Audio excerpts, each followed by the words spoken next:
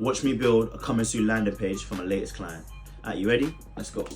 First thing I did was log onto the dashboard for the client, click Elemental, click Tools, and select Maintenance Mode. After that, I choose Coming Soon mode, only allow logged in users, and I edit the template that's going to be for the Coming Soon page. Now let's get designing. The first thing I did was I spent ages trying to pick a template that matches the client's theme.